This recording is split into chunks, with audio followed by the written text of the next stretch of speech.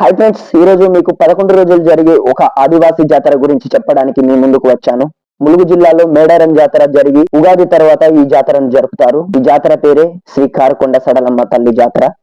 తాళ్వాయి మండలంలోని భూపత్పూర్, అన్నారం గ్రామాలలో ఈ జాతరను గ్రామస్తులు 11 రోజులు ఘనంగా నిర్వహించడం జరుగుతుంది. అందులో భాగంగా 4వ రోజు మంగపేట మండలంలోని గంపోనిగూడెం దగ్గర గోదావరిలో గంగా స్నానం చేసి మంగపేట మండలంలోని సడలమ్మ తల్లి వంశస్థుల ఇంటికి చేరుకుని అక్కడ ఒక రోజు నిద్ర చేసి 6వ రోజు భూపత్పూర్ గ్రామంలోని గద్దెల మీదకి సడలమ్మ తల్లి చేరుకుంటుంది. అనంతరం కార్యక్రమాలను గ్రామస్తులు ఘనంగా నిర్వహిస్తారు.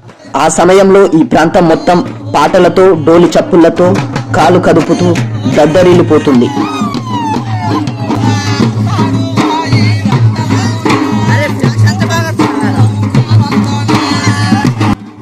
ఓకే ఫ్రెండ్స్, ఈ వీడియో మీకు నచ్చినట్లయితే లైక్ చేయండి, షేర్ చేయండి, మన ఛానల్ సబ్స్క్రైబ్ చేసుకోండి.